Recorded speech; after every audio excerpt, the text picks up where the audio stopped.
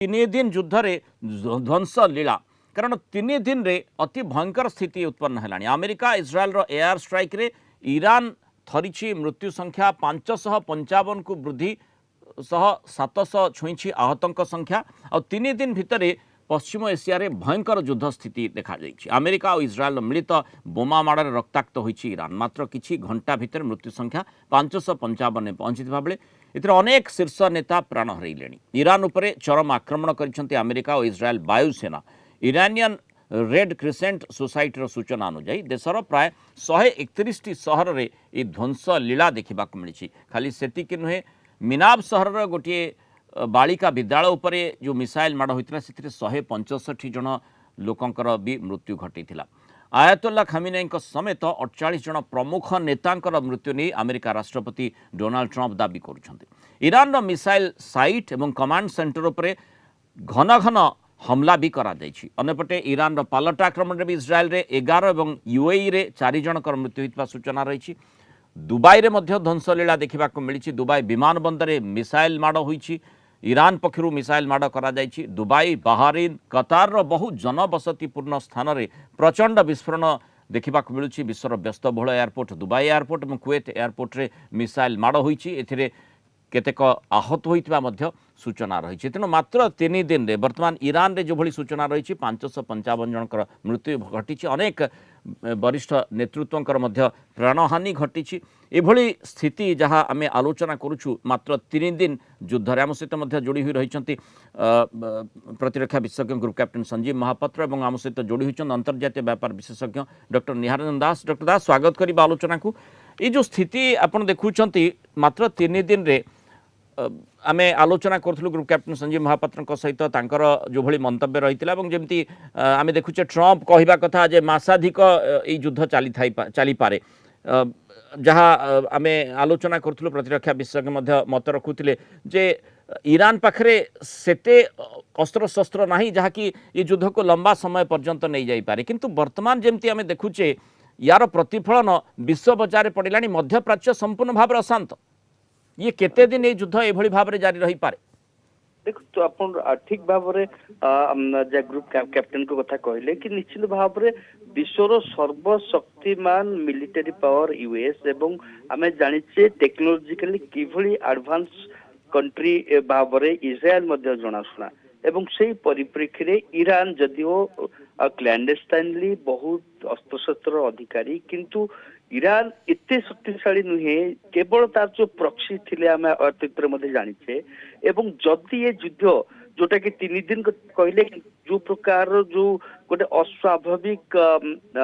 नीरवता बा साइलेंस वर्तमान चाइना भली कंट्री को बजाय रखछन्ति बा जदि केवल किछि मात्रा निंदा करबा छड़ा अलगा किछि करना जदि से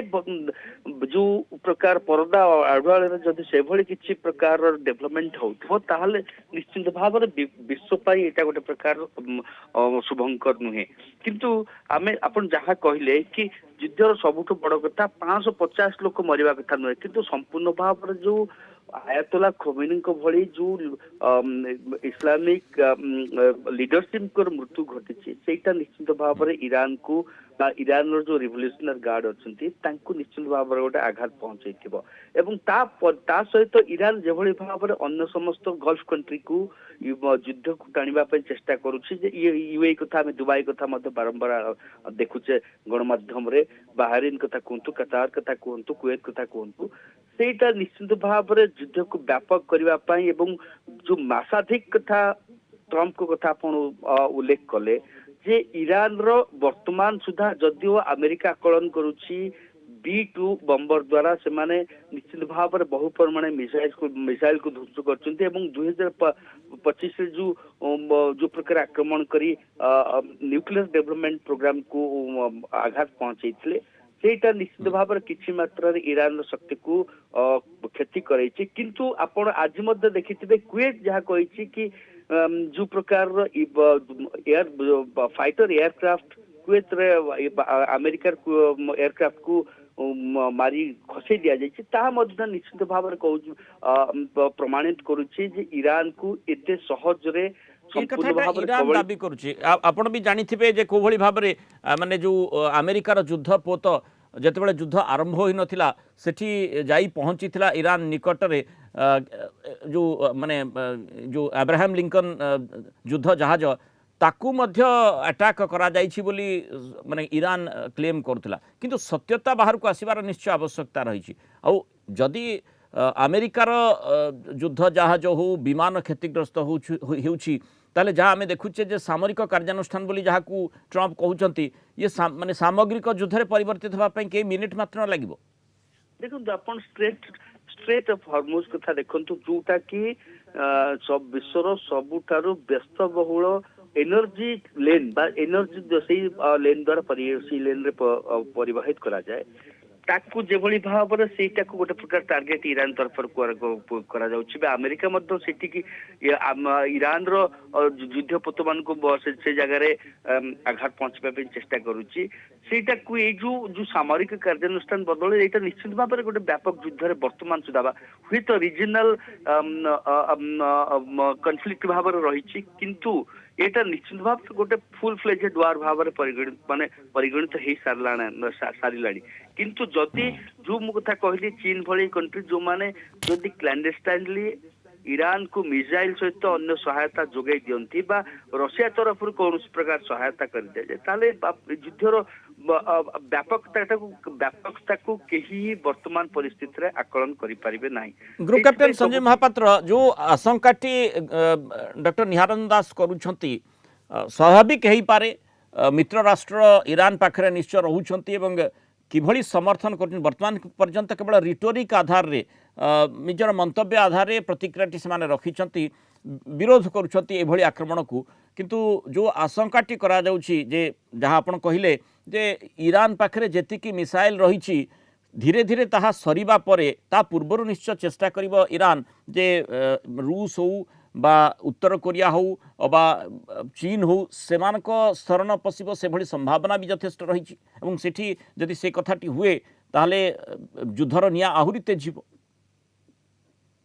এই প্রশ্ন মো পাই আজ্ঞা আচ্ছা ওকে সামান্য মধ্যে অডিও ডিস্টর্বান্স হচ্ছে দেখুন মূল সে সম্ভাবনা আদৌ আসবনি আপনার যেমন পচারিলে না মানে এটা যুদ্ধ যুদ্ধ না অপরেশন না কোণ আমি যুদ্ধ আর অপরেশন সংজ্ঞা নেই ধন্দি হবার কৌশি আবশ্যকতা নাই এটা এক সম্পূর্ণ যুদ্ধ এবং এতে দুই জন পার্টি অনেক জনে হচ্ছে ইরান এবং আউ জন হচ্ছে ইসরায়েল এবং আমেরিকা। আউ দ্বিতীয় কথা হল অনেক আগে ডিসকসন হয়ে সারিছি এবং এটা গোটে তৃতীয় বিশ্বযুদ্ধ হব কি নাই বা এতে গোটে বড় ধরনের আঞ্চলিক whether it will lead to a larger conflagration or not এইসব সমস্ত প্রশ্ন কৌশি মানে মু অন্তত ব্যক্তিগত ভাবে অতি ক্লিয়ারলি এবং উইথ রেসপন্সিবিলিটি কহিবি যে ইয়ে কৌশি বড় ধরনের যুদ্ধ হবার সম্ভাবনা নাই এবং মু মধ্য আট দ্য রিস্ক অফ বিং প্রোভন রং মু মধ্য ইয়া কহিବାକୁ চাহিবি এতে চাইনা এবং রুষিয়া মধ্য ডাইরেক্টলি ইনভলভ হওয়ার কৌশি সম্ভাবনা মু অন্তত বর্তমান দেখিপার নাই কারণ বর্তমান রুষিয়া সামরিক সহায়তা ଦେଇଛନ୍ତି କିନ୍ତୁ ବର୍ତ୍ତମାନ ପରିସ୍ଥିତିରେ କୌଣସି ମତେ ସେମାନଙ୍କ ଠାରୁ କୌଣସି ଫିଜିକାଲ ହେଲ୍ପ ଇରାନ ପାଖରେ ଆସି ପହଞ୍ଚିବାର ସମ୍ଭାବନା ନାହିଁ କାରଣ ଇରାନର ଚାରିପଟକୁ ଯେଉଁଭଳି ଭାବରେ ଷଣ୍ଢୁଆସି ଆକ୍ରମଣ କରାଯାଉଛି ଏବଂ ଚାରିପଟେ ଆମେରିକାର ବେସ୍ ରହିଛି ତେଣୁ ଉଡ଼ାଜାହାଜ ହଉ କିମ୍ବା ଜାହାଜ ହଉ କିମ୍ବା ଜଳପଥ ହଉ କିମ୍ବା ସ୍ଥଳପଥ କୌଣସି ଜାଗାରୁ ମଧ୍ୟ ଯଦି ଇରାନ ଇମ୍ପୋର୍ଟ କରିବାକୁ ଚେଷ୍ଟା କରେ ଚାଇନା କିମ୍ବା ରୁଷିଆ ତାହେଲେ ନିଶ୍ଚିତ ଭାବରେ ସେଇ ଯେଉଁ ଉଡ଼ାଜାହାଜ ତାକୁ ଇଣ୍ଟରସେପ୍ଟ କରାଯିବ ଏବଂ ସେଇ ଯେଉଁ ଇମ୍ପୋର୍ଟ କରାଯାଉଥିବା ସାମଗ୍ରୀକୁ ସମ୍ପୂର୍ଣ୍ଣ ଭାବରେ ନଷ୍ଟ କରିଦିଆଯିବ। ତେଣୁ ବର୍ତ୍ତମାନ ପରିସ୍ଥିତିରେ ଇରାନ କୌଣସି ପ୍ରକାର ଫିଜିକାଲ ହେଲ୍ପ କାହାଠାରୁ ପାଇବାର ସମ୍ଭାବନା ପ୍ରାକ୍ଟିକାଲି ନାହିଁ ବା ସମ୍ପୂର୍ଣ୍ଣ ବହୁତ କ୍ଷୀଣ ବୋଲି ସେହି କ୍ଷେତ୍ରରେ ଇରାନ ପାଇଁ ଆଗକୁ ଯୁଦ୍ଧକୁ ଚଳି ରଖିବା ଲାଗି କେତେ ସାମର୍ଥ୍ୟତା ନିକଟରେ ରହିଛି ତାକୁ ମଧ୍ୟ ସେମାନେ